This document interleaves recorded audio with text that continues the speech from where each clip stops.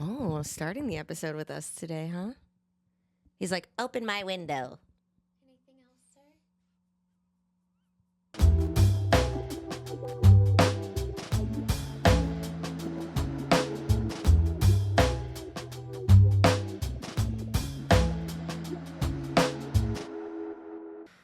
Oh my God. Every time I scratch my nails down someone else's back, I hope you feel it. Oh, can you feel it? I don't know that song, but it sounds Oh intense. my gosh. Alanis Morissette. Oh my God, I'm sorry. You ought to know, Jagged Little Pill. You know the song. You're right. That was the first cassette I ever owned. Oh, I know. Explains everything. cute. I'm like, we're looking so bright and vibrant today. Can I tell you, I don't feel bright and vibrant. Not that I'm in a mood. I was actually kind of reflecting on the past couple of episodes or the past year of episodes, really, and just being like, yep, I'm always coming in kind of hot. And I feel like I'm coming in cool today. Coming in real cool, not in a bad way, just like a pretty chill. This is the first time I'm wearing this shirt. If you're listening and not watching, and if you are watching, I'm coming closer. It says bashful at the top.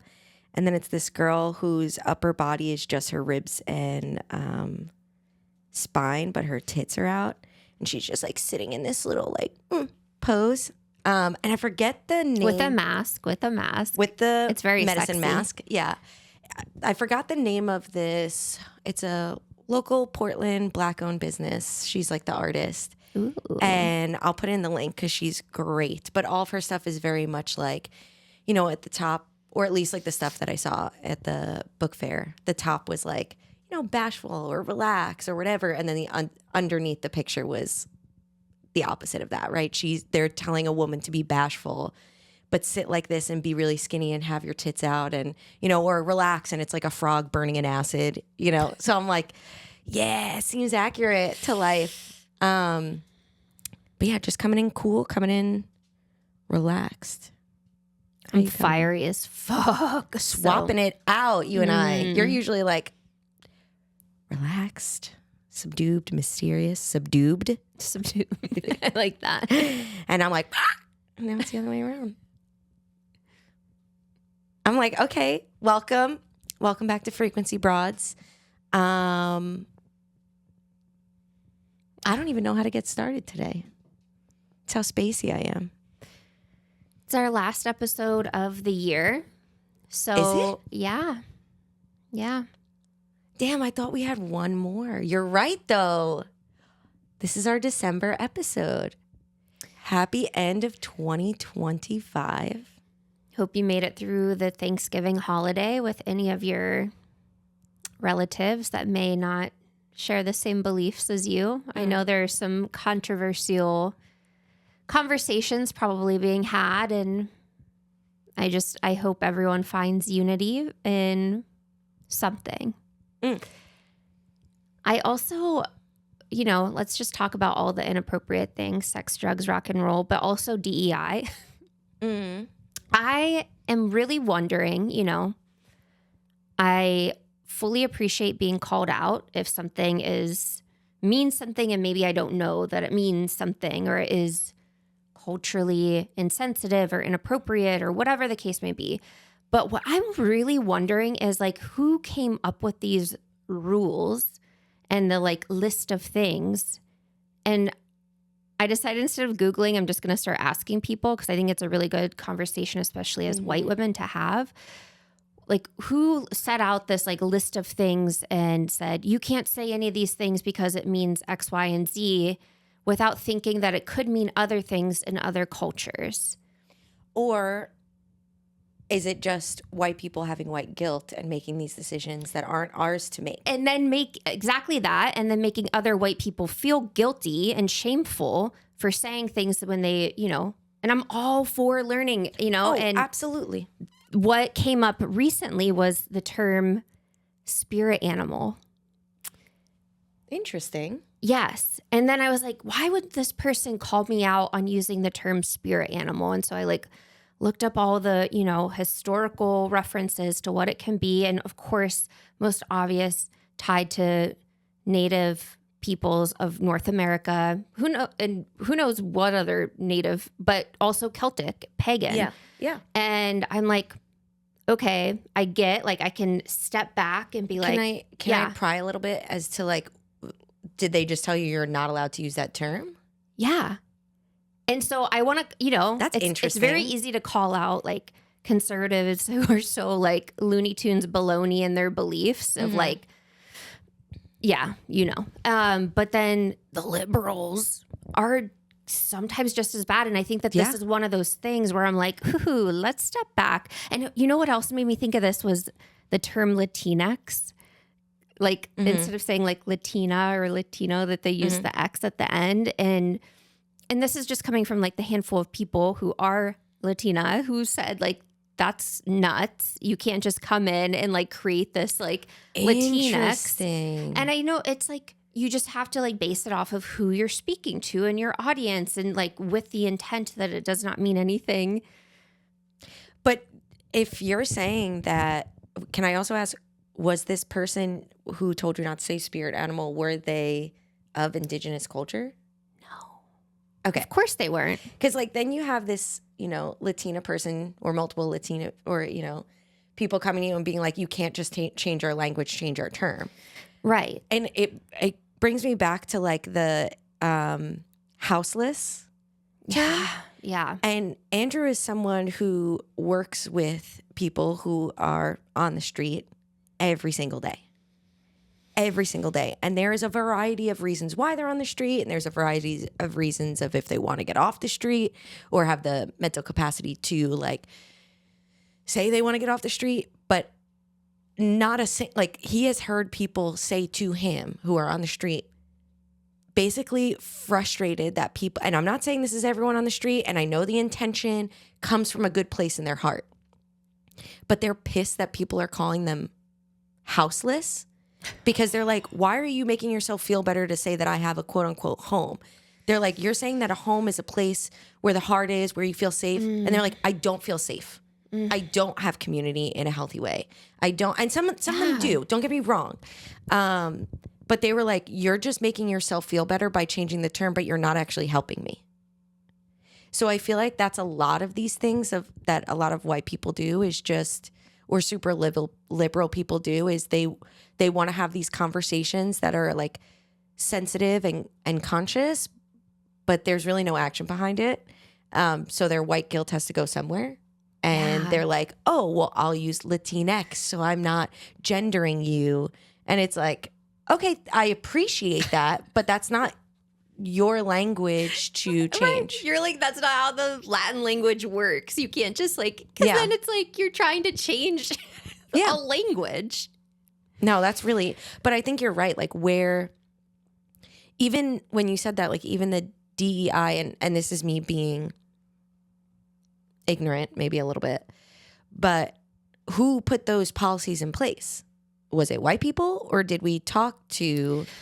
Yes. And I don't know if we did. I mean, it totally depends which organization we're talking about, right? But this was like, and we can't blanket statement any of this stuff. No. So, and I know even using the term DEI, I'm like, this is just such a small fragment of what DEI really truly means. So I want to acknowledge that. But it definitely was born out of the like, in the midst of the pandemic, people being like so woke all of a sudden. Yeah. And I'm like, oh, this is why woke people are made fun of, because y'all sound crazy. Yeah, exactly. So like there's all these things. And I think the important piece is to understand that the intention is there, that the intention to make people feel included, to make people feel supported is great. And I think that, people of color and people in these marginalized groups are done having the teachable moment for us as well. For sure. They're like, I don't want to give you the history. I don't want to tell you why that word is not good. I don't want to tell you. So like, I respect that too. But how about we take a page from my own book and sit down and shut up and let them speak for themselves? Like, we don't need to, of course, we should be speaking up for people who can't speak for themselves, not in a way of use this term or don't use that term, which is good. But way beyond that, way bigger than that, with our dollar, with our vote, with our, what we put our attention and intention in, as opposed to just kind of placating the larger picture, if that makes any sense. Mm-hmm. And what really got me fired up about this whole thing, and then we'll conclude, was the fact that so many European cultures did get completely whitewashed coming to the US. And we've touched on this in past episodes. And I think we're coming up on the Thanksgiving holiday, which always pisses me off for what it is. And colonizer bullshit. It's just a good time to like learn your history, the actual truth of what happened. Colonizer bullshit into capitalism bullshit for Black Friday. And now, right. And now we are like in the front lines of making very conscious choices to not live like that any longer. But so many cultures were lost. And so just the idea of spirit animal belonging to one group, I have a hard time with. I do, as well, as someone who grew up pagan and from the Celtic descent. That is, a large part of what we do. I think it's a large part, maybe not using the word spirit animal, but the concept behind it is in a lot of spiritual cultures. Exactly. Understanding that there are things in the ethereal realm that are not just human, whether it be animal or mythical creature or whatever, that guide us. Yes. I think is a part of a lot of spiritual organized religion and not organized religion, that I think it's hard to say it belongs to one group. Full circle, it reminds us how much we have in common. And I think tactics like this are just another form to separate us. And so I had a really long look inward on this. And I'm like, why is this driving me so crazy right now? And I think it's because I want us to see the things we have in common. Yeah. Because it does make it easier to coexist with each other and to honor each other's cultures and religions and to not feel so separate from one another. That's, I feel, one of the hardest part about being human is our brain naturally categorizes and organizes things and pattern recognition. Like that is how our brain works, and some have that stronger than others. So we want to, and we're tribal beings, so we want to find community. So having those two things as like our main internal drive is going to do two things. It's going to separate us into groups so that way we can find culture, but that also separates us from each other, or find community, and that separates that from each other. So it's like everything else, being human, having the duality and balance of I can separate things into categories or narratives or labels to better understand it. But we're more complex than one individual label, so I can't hold you to the barriers of that label or narrative, nor can I myself, right? So, I see it with the queer community, especially like as kids are getting older, and I like walk them through that and help them like figure out who they are.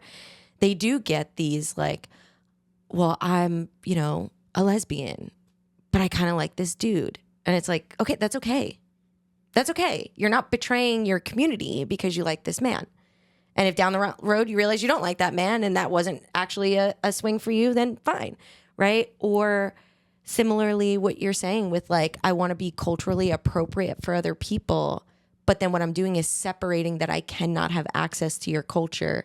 And I think there's a way that we should be able to access with consent each other's culture to share medicine, right? That's the weaving of the tapestry. So, but we do so with appropriateness. We do so with consent. We do so with compassion and care and empathy to say, I may not fully understand it, and I will find a teacher, not a teachable moment with a stranger, but I will find a teacher to help me understand spirit animals, because that's what's being called to me. And it may not be, for someone else, it may not be a part of their lineage, quote unquote. But as human beings, we're supposed to be sharing our medicine and our knowledge. And if something is calling to you culturally from another space, you shouldn't not feel the need or not feel allowed to access that. But you shouldn't also just steal it and claim it as your own. which is what we've seen in the past. And I think that's why, again, that pendulum swing of we stole everyone's culture and now we're too scared to even look and touch and talk about it. And there is a nice balance of consent and respect and compassion in sharing each other's medicine. Thank you for summarizing just the like fury brewing inside of me. Yeah. And it did come from a white man too on top of it. So I was like, I didn't want to add that part. Not to put until the labels in end. boxes, but I'm like, a white man. No. I'm like, you have a problem with me saying spirit animal? Let me introduce you to my dragon. Period. All right. So Wait, but that does get me to, I'm sorry to cut you off, but I don't want to fall off this trail too far, only because it takes me to like what's happening right now politically as well. Okay, wait. I wanted to talk about this because I'm like, okay, sex, drugs, rock and roll. But actually, no, it's politics, religion, sex is what you're not supposed to talk about at the dinner table. But okay, I wanted to just highlight Marjorie Taylor Greene changing her like, beliefs, her system, her everything. And just, I feel like you talk about this a lot, how we evolve and grow. And I'm like, oh, even though I do not agree with the majority of things she's ever said, maybe up until recently, a little bit, but I still think she's... Well, yeah. It's really actually freaking cool to see someone... Well, I think, and similar to like Mamdani meeting Trump and like Trump like falling in love with him and like that. I don't know if you saw that. Yeah, I did, but I'm sus about it. Well, here's my thing. I am not sus about it because Trump and Mamdani started with the platform of making housing affordable, making things more affordable. So they have this similar stance, whether Trump actually wanted to do that or not, right?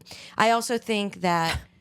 It just makes me think of him saying the word groceries. Yes. Fucking idiot. Similarly, or not similarly, but also Mamdani is someone who is educated, a good communicator, and has critical thinking skills. So he also knows... He also is in his healthy feminine as a man. Yes. Which also allows him to actually find common ground with Trump. Not that he would, I don't know what conversations they had, but he cannot... He is someone who understands how to hold a boundary, how to communicate his perspective without diminishing yours. Still being kind of slightly ruthless, still being like, nope, we're not going to take that, right? But I think that is why I don't find it as like sus, because I just think he's a really good speaker that can kind of convince anyone of anything. And Trump has nothing going on in his brain. So his dementia brain is easy to fucking gas up. I mean, the fact that the reporter asked him, would you still consider him a fascist? And he started to say, like, yes, but in a politically polite way. And Trump tapped him on the shoulder and goes, it's okay, you can say I am. Like, they found common ground. He didn't deny, like, he still held his ground that Trump is being a fascist, right? But yet he found common ground enough for Trump to just admit it and be like, yeah, I know it's what you see. But then, and this is trickling seeds of where I want to go today, but this kind of fear, right? Talking about the fear of like touching someone else's culture, or you can't talk like that. Like there's also this fear and mistrust of what's happening, which rightfully fucking so. And we should be paying attention to every minute thing within reason, taking care of ourselves. But I saw a couple of people come out and they're like, basically like calling us stupid because they're like... Who's us? People who are excited and feel like Mamdani is the first step to a new future. And they're like, basically they're saying, and they're not necessarily wrong, the policies and what he's doing in place is to get, the way she described it, this girl that I saw, was like, we're at a boiling point right now, all of humanity, and like civil unrest is at its highest. And we're about to fucking break. And all the structures are about to be destroyed. And what Mamdani is doing is not changing the infrastructure, but just making it enough where we're not at a boiling point anymore. So this person was like, you need to be paying attention because you're all going to get like, like hero eyes and be like, oh, he's here to save us when he's not actually changing the infrastructure. And I don't think that's incorrect. But I also do think that it's important to find a little bit of hope in the first step. We can't turn around and rechange everything right at the get-go. It needs to be small steps. And here is someone who is actively taking small steps in making sure that I loved the little clip of people being like, he wasn't at the veterans parade. And then he was like, yeah, I wasn't at the veterans parade because I was at a homeless shelter talking to veterans about what we could be better doing. Right. So like it's small steps, and he's not even mayor yet, and he's only mayor. Right. But it's those small steps in a direction that we need to hold hope for. And, you know, I think that my theme this past was like reflection, and I was kind of skimming through my journaling, and I was like, oh, okay, the news cycle moves so quickly.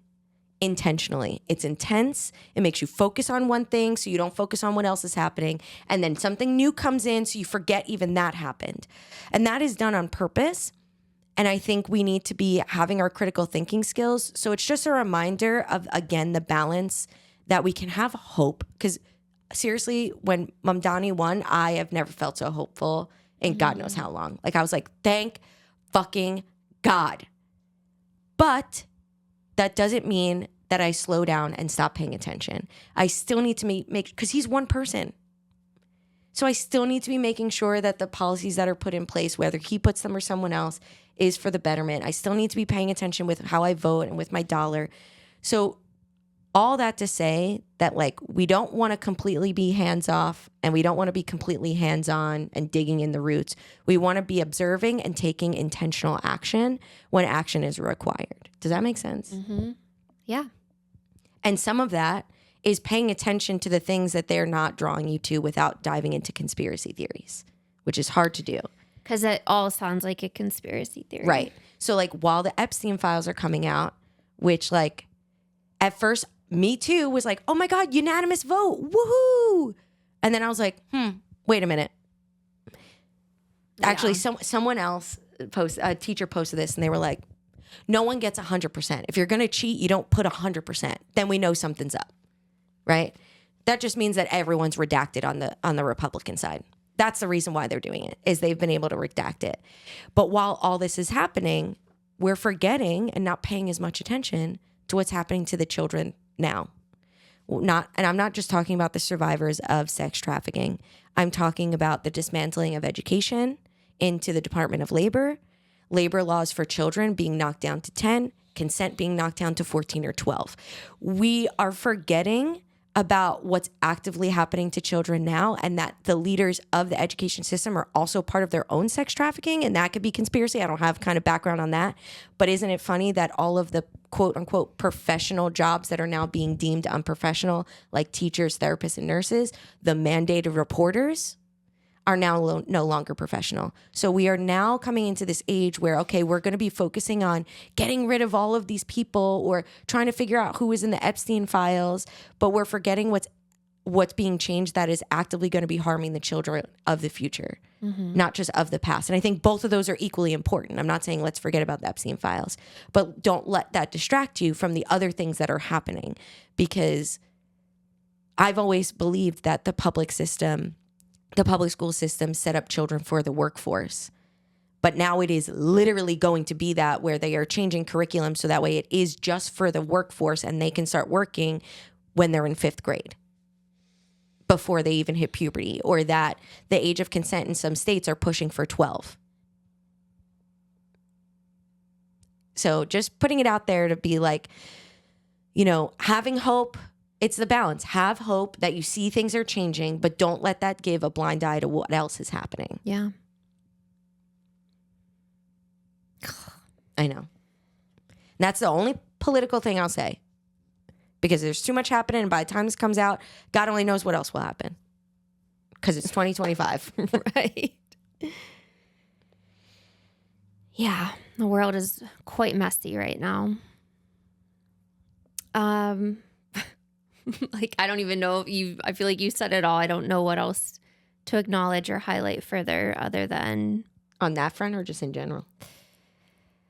You know, as it relates to our topic today, which is about having hope and hearing all the things that are happening, especially, I mean, we got the playbook, Project 2025. We talked about it 2 years ago, right? Yeah. And now it's actually happening, and we're like, there's a part of me that does not believe it. I know. That does not believe, like, there are all these institutions that have been in place for so long and female dominated careers being taken down. It's like, joke's on you, because the world is not going to run well at all if all of these female dominated professions are, well, we'll see. We'll see how things play out. But I do have hope. I do have hope too. My rage gives me hope. Yes. And that is what has been coming to me a lot this month in my reflection, is just truly, and I've been saying it to the kids a lot. I've been saying it to my coworkers, and they all kind of like look at me like, are you good? But I'm like, I have really come to a space where I absolutely love anger. I love anger so, so much, because anger is my soul's way of taking action against something that's not right. Yes. Yes. And once I was able to see that and not let anger become all encompassing, but be my ally. And I said this to you, I think it was earlier today. I feel that once anger becomes your ally, that's the birthplace of hope. Yeah. Because once you recognize that something's wrong and you're ready to take action, then there's hope that something can change. You're not going to take action if you don't think anything's going to change. You're not going to be angry. You're going to be in despair. You're going to be depressed. So having anger is such a beautiful fucking thing. But because we were taught not to be angry or not know how to use our anger properly, it became something that was all encompassing, and we just projected it outward as opposed to it being a tool that we can use that is almost separate from ourselves. That could be our ally. That could be our sister. Yeah, because really, well, my anger feels very, very primal and guttural and ragey. And it is like, I really keep visualizing this like clear cutting, my rage being like the clear cutting so that hope can take root. Yes. Because the feeling of hope in my body very much feels grounded, expansive. Wait, and I had another word for it. And like warmth. I love that visual of your rage clear cutting and your hope following through behind and just planting these little seeds for the new forest to grow, a healthier forest for all. But I absolutely agree.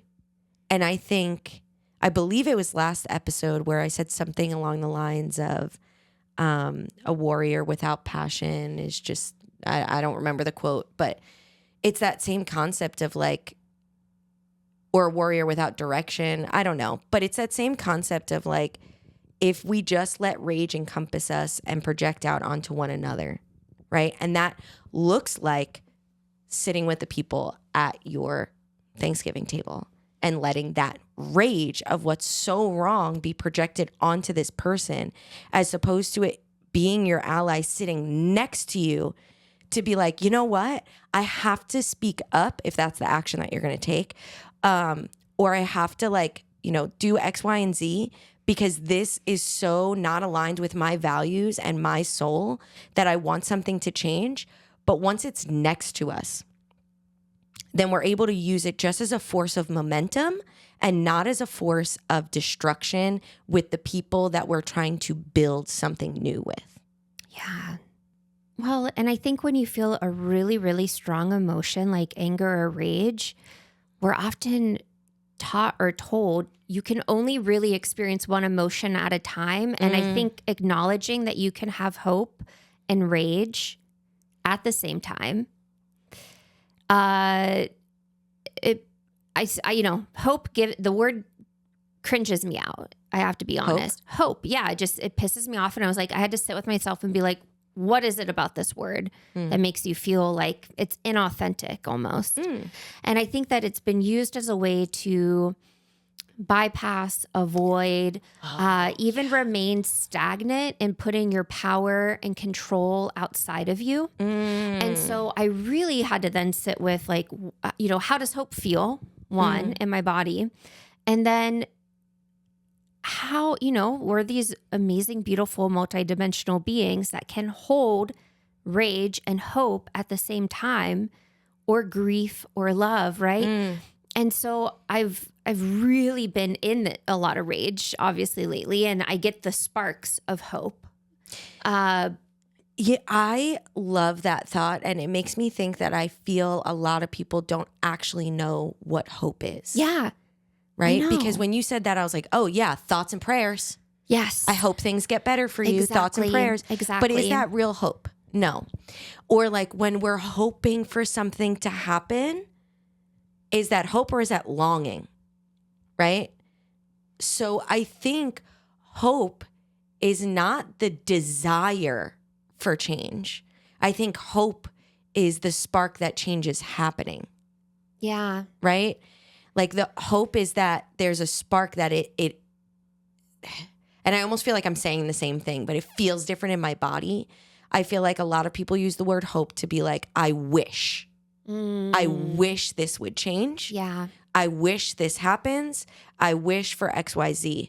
Whereas my understanding of hope, and I'm not saying that that's wrong, I guess, but my understanding of hope now is that hope is a frequency on its own of change. Yes.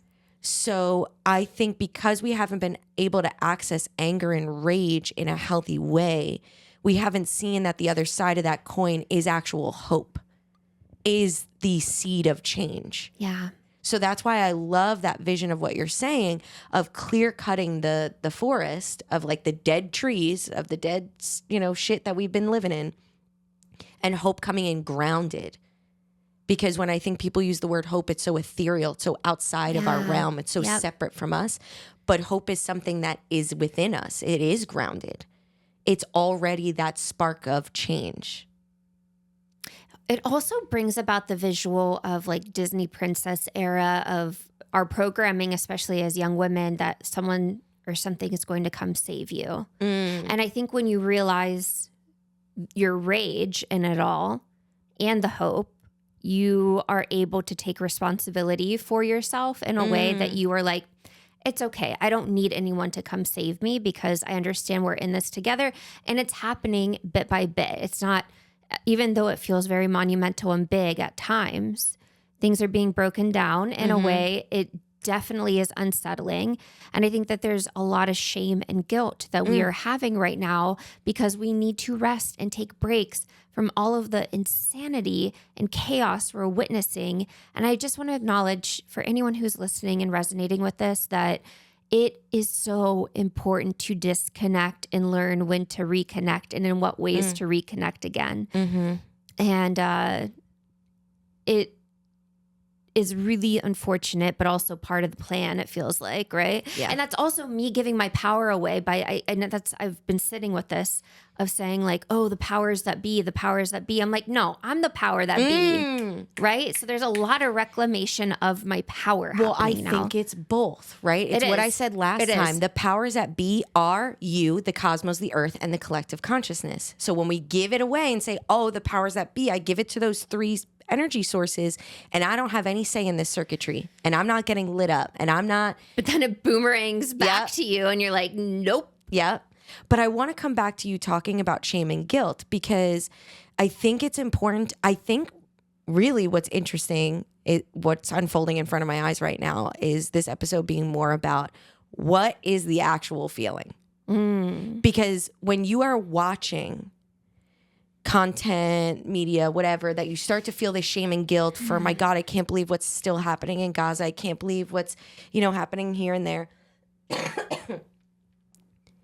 That actual feeling is not shame and guilt.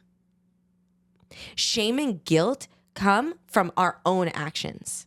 And when we feel shame and guilt, it's because our actions aren't aligned with our values. It's not aligned with our authenticity.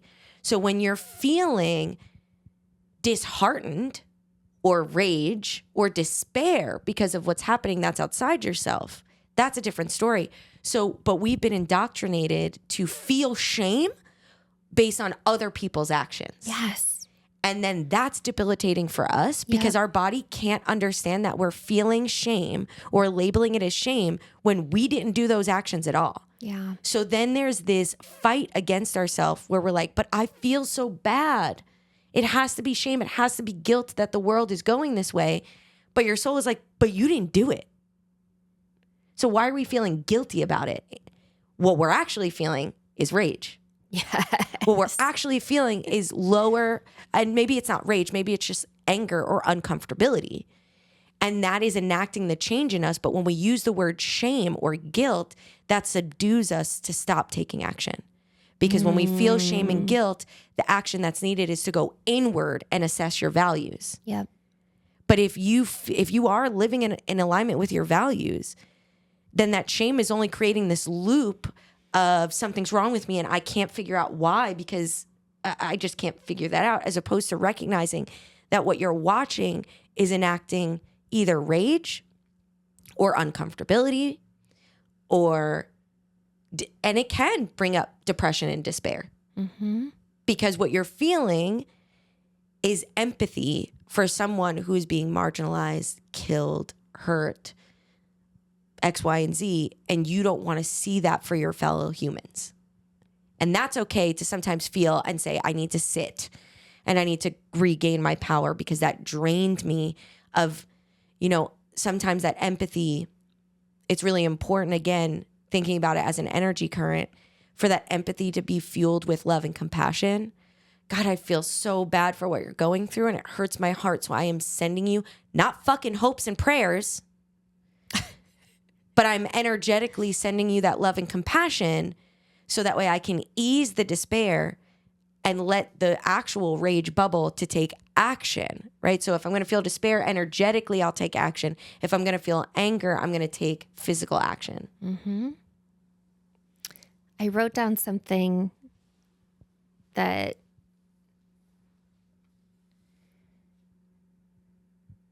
if I can read my own handwriting, that hope is a practice, a rebellion, a sacred rebellion in a world addicted to doom and instant gratification. And so starting to look at hope as an adjective has helped me kind of feel into what it is, eliminate some of the cringe around the word. Because I have to say, when you're like, oh, we're going to talk about hope this month, I'm like, like my inner rage was not feeling that, but I'm like, oh, I get it now. I see it. I feel it. But I love that. Wait, can you say it again? Hold on. Hope is a practice, a rebellion in a world addicted to doom and instant gratification. It is a rebellion. Yep. It absolutely is a rebellion. And the way that I keep visualizing hope is this little golden seed, this little seed of light. Right? That you're sending off to do something. I don't know what it is. It depends on what the intention is. And what I wrote down is that it's revolutionary to use your free will, right? Because I was reflecting on this past year and lessons that I've learned. So I feel like if you have hope and you use the energy of your free will, right? Your intuition as to where you're going to plant that seed, how you're going to use that seed, right? That is like the utmost revolutionary act because they want you down in despair. They want you tired. They want you confused. They want you fog-brained. They want you energetically destroyed. So when we can access that seed of hope and then tune into ourselves and say intuitively, not thinking about this spiritual practice or that spiritual practice or what's happening here or what's happening there. I'm going to use my free will to plant this seed somewhere safe. I love that because I was also thinking, rage clears space for clarity. And I think with that clarity, you're able to have the hope that brings, I guess, direction for what happens after the clearing. Oh, yes. Yeah. And I think that's why a lot of people are so afraid of rage. And I think in one part, we were programmed to be afraid of rage to keep us down. But I also think became an evolutionary thing for us because rage is destruction in a lot of sense of the word. And destruction is unpleasant. So it's thinking about, and I'm not even talking about like ripping things apart. Like I just mean like it causes change to happen, and change is uncomfortable. So we shy away from the uncomfortable. We're taught not to make other people feel uncomfortable by our emotions, which is literally my favorite pastime. Not my favorite, it just happens. I'm a Scorpio, right? Like that's just, you understand when you probably, it's not best for you to walk into a room because just your energy alone is going to impact the collective, but also knowing when to do that and walk into certain rooms and shake shit up. Like I said last episode, let your energy be the tidal wave on other people. Yes. Right? But I think what's most important is, again, and this was something else that I reflected on learning this year, is when any large emotion comes in, right? That big wave comes in that is asking for you to assess something internally, externally, whatever the case may be. What I've learned this year is it's so important to not initially, like I was saying with like even doing ceremonies like during the full moon as opposed to like letting that come through. And I think sometimes it's good, blah, blah, blah, blah, blah. But ultimately what I realized is this rage is going to come, and the rage is the spark that says something's not right with my soul and something needs to take action. But it's important not to immediately take action. Because even in that definition, something is wrong with my soul. I need to do something about it. You are not clear and grounded enough as to figure out what something is wrong. Right? We have the immediate like, well, they said that and that was disrespectful. And it's like, well, hold on. Is it actually what they said that was disrespectful? Is it the way that, like whatever it is that you need to enact change? So I think when we're looking at rage, it's really important to also understand that you need to first metabolize that. You need to first sit with yourself and say, yeah, what is this rage telling me? And what is the action it's calling for? Now that I'm grounded, I can take action. Because when we move from the space of untapped rage, it is a overflowing tsunami that you can destroy things that weren't meant to originally be destroyed. Right? And that's where we see the projection of anger. And then we take it out on family members or friends who have different beliefs than us. And then all we're doing is destroying that and anchoring them back into their reality and anchoring back into your reality instead of finding unity. So how do I feel enraged that my grandfather said this and it's so off kilter that it's not right with alignment and I need to change his mind? And I'm not going to do that by screaming at him. I'm going to sit there and be like, okay, well, what is he really trying to say? What is my rage really tapping into that needs to be changed right now? Okay, it's this modality of thinking. Great. Once I'm calm and he's calm, I'm going to sit down and be like, we need to look at this framework that you're living your life in, because I feel that it's not compatible to the way that we actually value our lives. That is going to enact way more change than you coming in with a machine gun and just fucking taking everyone out. Because your ally might be sitting right next to you and you don't even realize. Yeah. So I think it's really important when we look at rage, in order to seed hope, you have to first sit with the rage and figure out what it's trying to tell you instead of just going gun blazing. Because that doesn't always work. The arc that I visualize is that it starts with truth, whether it be your truth or someone else's truth, turns into rage, turns into grief, turns into softening, or often I think this is where integration comes into play. I think softening is a really nice word for integrating. Yeah. Then hope, then action, then truth, then rage, then grief, then softening and hope and action. That cycle is, I think, how you process this really chaotic crap happening right now. I agree. I love that cycle. And that's exactly what I'm talking about in that metabolizing the energy, because you're like, here's my truth or here's your truth. Rage comes because something's not aligned. Yep.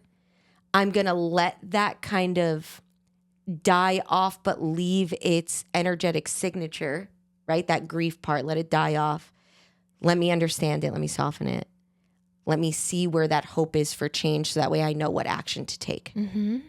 That is beautiful. Yeah. And I think it's really important that we have these kinds of moments, because then I think hope then branches into free will and joy, right? And we see that with which is what's action, happening, yeah. right? And we see that with what's happening at the ice building in Portland, right? Where you have the oldest queer choir singing songs of love outside because they felt enraged.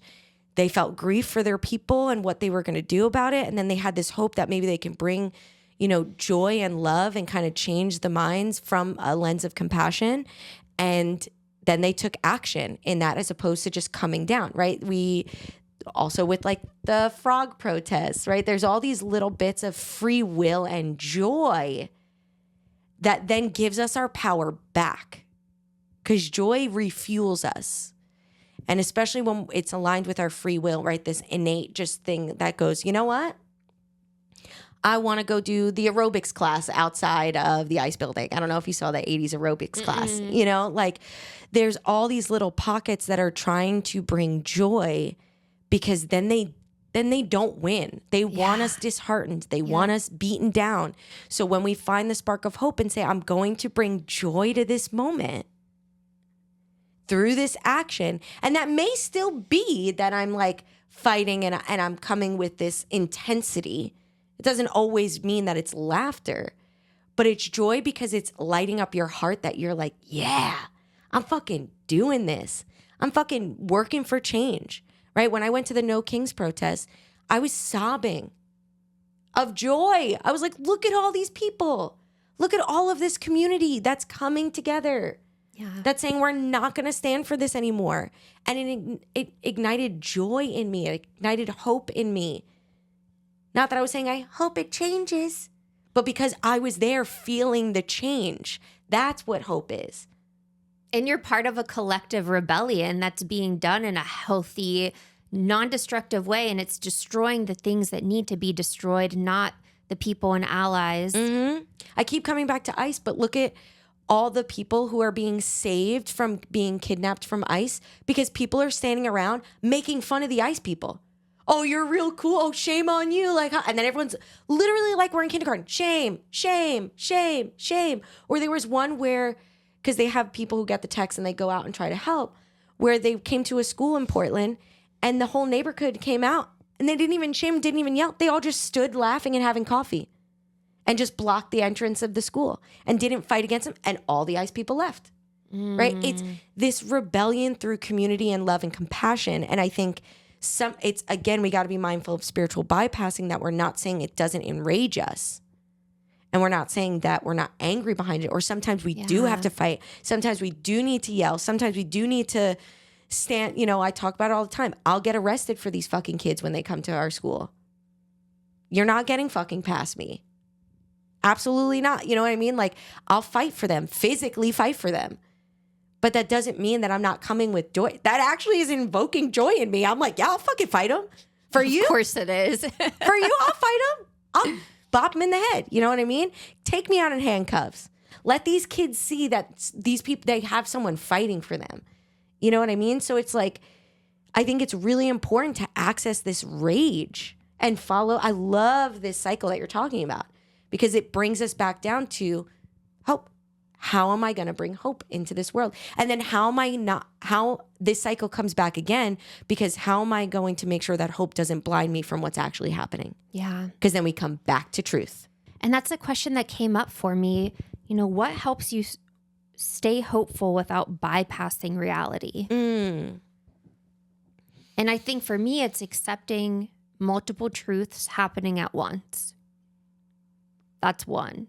I think for me, it is action, right? Because even, for example, this will come out after, but the economic blackout through Black Friday into Cyber Monday, Odie's like, yes. I don't know if you can hear him meowing, but he's like, yes, the economic blackout. That gives me so much hope because I hear so many people taking action. And I hear other people being like, oh, it's probably not going to make a big deal. And I'm like, that's the despair. So then you're not going to take action and then it won't do anything. But even talking to like, and I'm going to say it, and if you're listening, thanks for listening. My mom's aunt and uncle are Trump supporters. A lot of their friends went to January 6th. Like, they're in that realm. We've had arguments about LGBTQ in the school and all this stuff. And when I told them about the economic blackout, they were like, we love this. We're in. Right? Because again, they're just like, oh, the action you're taking is against big business that are not for our benefit. We want in on that. So we found unity in that and they're doing it too, right? So that gives me hope because it's change. So for me, what enacts hope is taking part of the change. Mm-hmm. I realize now because of how I feel hope is as opposed to thoughts and prayers, hope or longing for something, that if I'm not enacting change myself, I don't feel hope as much. And that's not to say that everyone's that way. I'm talking about myself. So if I don't participate in these things, vote in this way, think about how I'm using my dollar, then I don't have hope because I'm not in alignment with my beliefs and all I'm feeling is shame and guilt and despair. And for many others, complacency and apathy is a way to survive. I think these really chaotic times. Mm-hmm. And I want to acknowledge, what I said earlier, that it is okay to rest, disconnect. You do not need to know all the news all the time. And who knows what's actually true these days anyways, but it's so important to be with yourself. Yeah.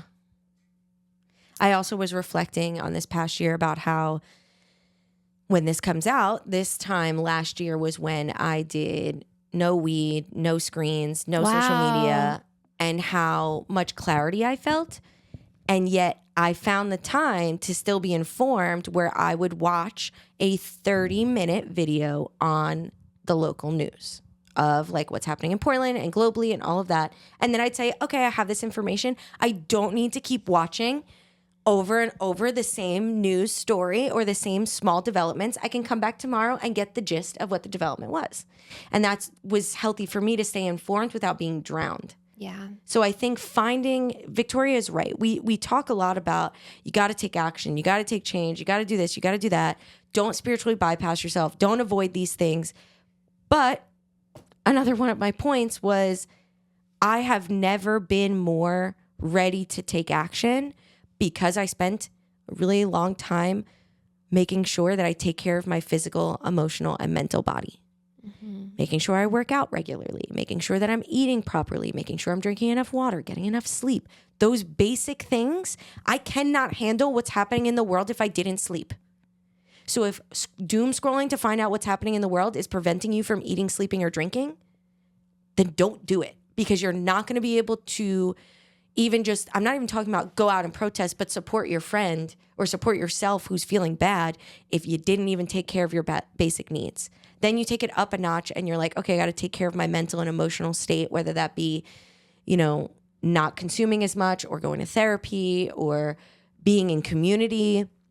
And then you can start to think about being broader. Am I in community with just people who have the same mindset as me, or am I actually opening up to be open-hearted and open-minded so that way I'm not secluding other people who don't think like me away from me and then they can't access that kind of knowledge and medicine.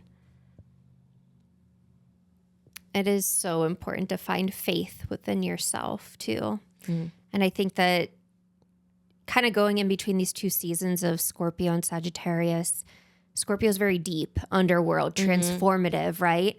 And Sagittarius is very expansive and kind of light and bright, but in a anchored, wise, even adventurous kind of way. And so I think you kind of get your mojo back in between these two seasons because you're like ready to take action after like being in the underworld and facing the deepest, darkest truths. Yeah. And that's funny too, because I wanted to mention my mom. She has her business Simply April. We interviewed her because she's a medium and a psychic and plethora of other things. And she started, I think it was last week, but feel free to start now when you listen to this or whenever you're ready. She's doing 30 days of light. Ooh. And she made this whole post because her and I had this whole conversation about being a true spiritual warrior is not just sitting here and saying light and love, light and love. Yeah. And she was talking about how taking 30 days to enact the light warrior. And that could be something that is huge in action, that you're going to literally be the warrior, like the lightsaber she was talking about, or enacting the light in a small act of kindness to someone in your life or in your community. And it's those little things that are like the way that I'm thinking about it, right? 30 days of light. It's like lighting 30 candles, a candle a night, not in a physical space. But all of those little balls of light are the little balls of hope. Every time you enact kindness towards someone, that's giving them a little bit of hope that there's a reason to wake up tomorrow. Yep. That it's worth being here, that it's worth fighting for something. You know, I also saw another video today of this guy at Walmart, and he just like gave this woman $1 or something. And she was like, and they basically started having a conversation about how we've become so indoctrinated with being isolated and taking care of our own and having to fight for our own instead of fighting for each other, that when someone's kind to you, it feels really uncomfortable. Yeah. And it's so much easier to deal with when someone's just a dick to you because you know how to handle that. So we want to bring back this idea that we're being kind to each other, we're being kind to strangers, we're being kind to the people on the other side. And that doesn't mean like that you're devaluing your own values or your own ideas or beliefs, but it opens the door for change. We've been speaking about this a lot. If you just try to completely switch someone's reality, they think that they are fighting for good. Everyone is trying to fight for good. Even those who are fucking white supremacists think that it is good to have white people in power. Now we can step away from that and be like, that's absolutely wrong. But if I just look at them and I'm like, you're wrong, they're like, you're fighting for the bad, I'm fighting for the good. So we have to find that alleyway, and we do that through kindness and compassion when possible. Sometimes we have to be the lightsaber and clear the forest and have that destruction. Both are important, and that's why you need to go through this process before taking action to know what kind of action you're taking, coming through with compassion or through with destruction, because both are warranted. I think one useful form of action is through storytelling and holding space for someone to share their story as to why they feel a certain way or think a certain way, and let them unpack it. This is something that has been so big in my relationship, which is your truth is not my truth all the time. And so having the capacity, and this is like emotional intelligence 101, right? Like, do you have the capacity to sit there and listen to someone else's truth and not have to have a rebuttal that is specific to you and your viewpoint, but really hold space for them to speak their truth? The fact that they're now, writing storylines for movies and TV shows because people only have 10 seconds to their attention span. They have to write storylines these days as if other people, the people watching, are scrolling on their phones. I saw that too. So they're doing both, right? And like the fact that we can't even... Sorry. Yeah, and I think this kind of ties into just like humans versus AI, right? And understanding, one, we can coexist and we have to learn to coexist at this point. But the way that we take our human back is by having an attention span and a sense of presence. Yes. Which I think was my theme last month, presence. I think it might have been. All right. This morning I was getting ready and I'm like, you know what? I really want to smack on our 2026 vision board, manifestation board, is us recording an episode in a bathtub. Because my best ideas come to me in the shower or in water. Okay. So I'm like, I want to throw this out there, 2026. Let's figure out a way to get a tub and record. Or maybe like a natural springs. Let's Figure it out. I love that. But I do want to just quickly come back to what you were saying about holding space for other people's story. I just really want to emphasize that because that is really, really important. That's the first way to changing someone's mind if you feel it's important to change their mind. And the way that we hold space is by, yes, of course, listening, but also asking more questions.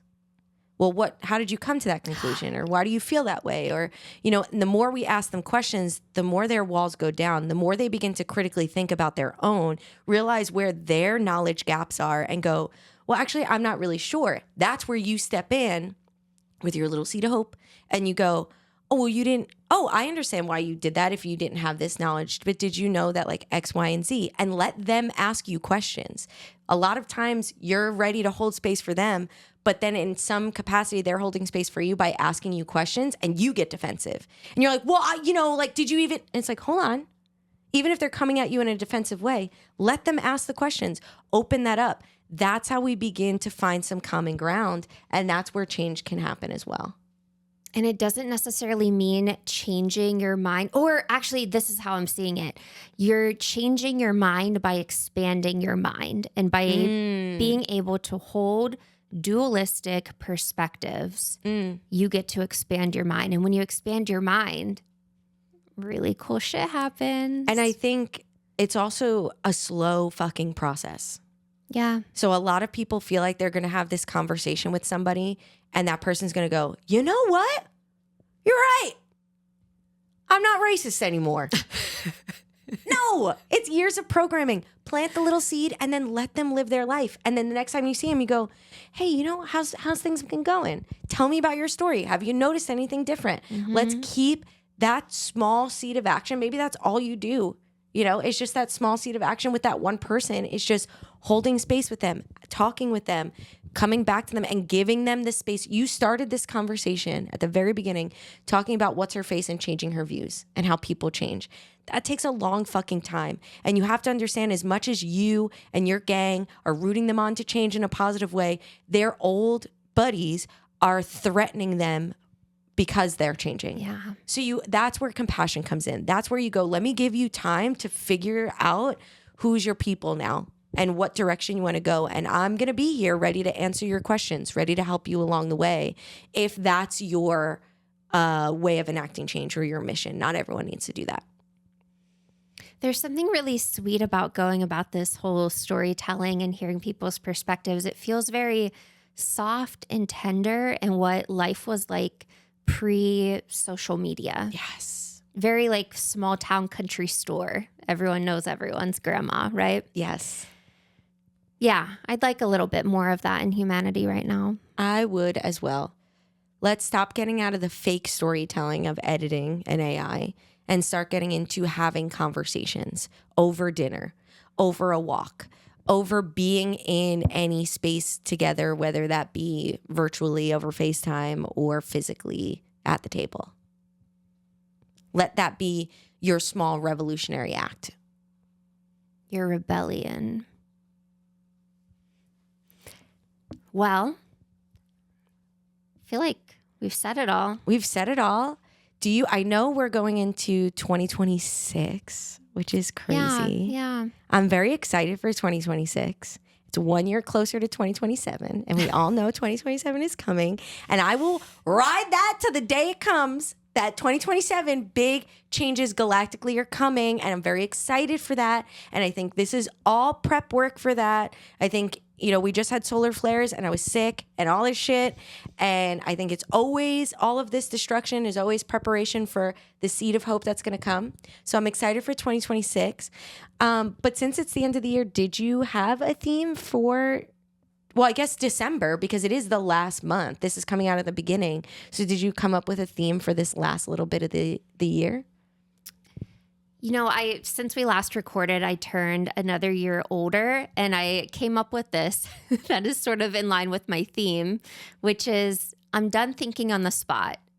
If I don't, oh my gosh, it's like giving me a thumbs down. I don't know. Interesting. Well, too bad. I'm going to say this.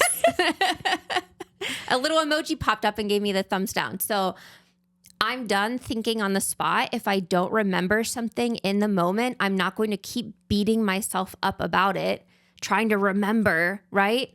And I think this is very Age of Aquarius, right? Mm-hmm. Very like you're present, you're locked in. If you're not, something's not coming to you.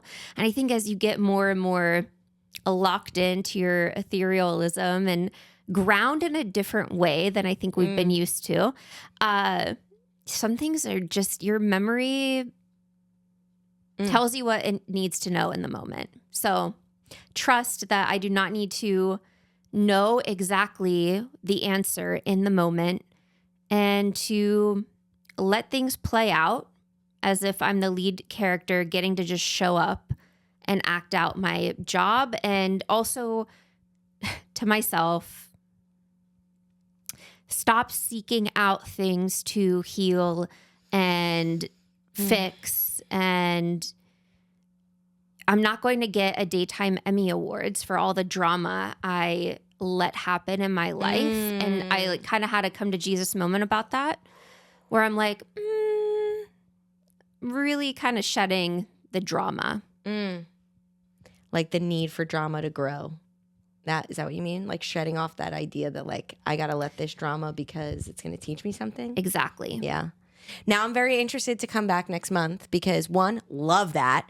2, I'm like this thumbs down where they like thumbs down. Yeah, we hate when you do that. Like boo that you were doing that to yourself, or were you like thumbs down? Like don't do that, girl. So let's see what that means. I pulled a card and I got DNA karma.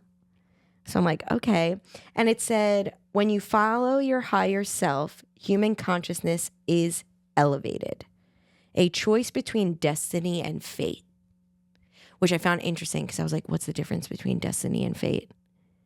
So I don't know, something to discover if there is a difference, or... Destiny feels like the verb, like it's almost like the act of what's leading to your fate, which is the ultimate. Like the end goal. Yeah, kind of.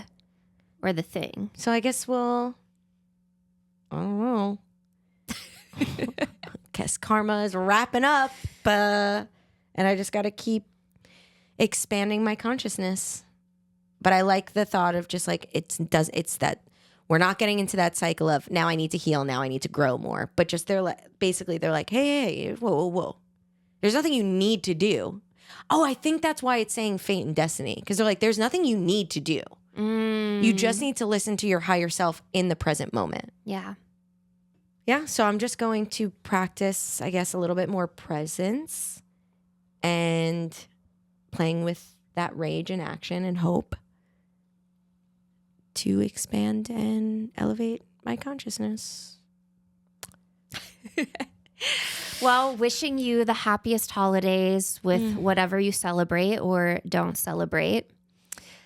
And I guess I would say most importantly, I'm excited for all of you to take a moment to celebrate the winter solstice, that beautiful balance of dark and light perfectly before heading into the dark months.